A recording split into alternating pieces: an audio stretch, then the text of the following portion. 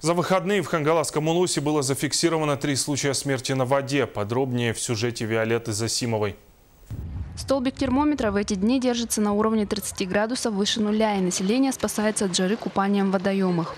Кто семьями, кто компаниями, не всегда такие вылазки заканчиваются благополучно. Только за выходные дни, скажем так, зарегистрировано 3 случая гибели людей на водных объектах.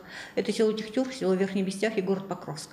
В село Верхний Бестях гражданин, житель села Бестяха утонул. В городе Покровске утонул житель села Китабя, гость, который прибыл к нам.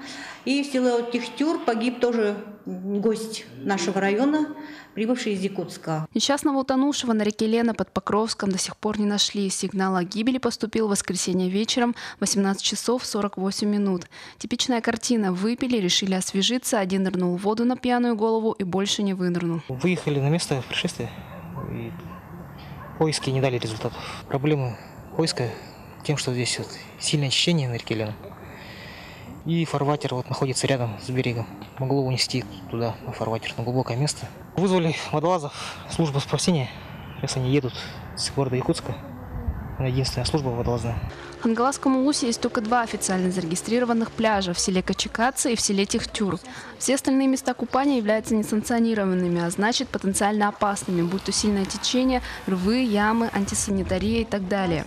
Настоятельно рекомендуется как родителям, так и детям вести себя благоразумно и соблюдать правила безопасности на воде. Виолетта Засимова, Александр Ярков, НВК «Саха», Хангаласский Улус.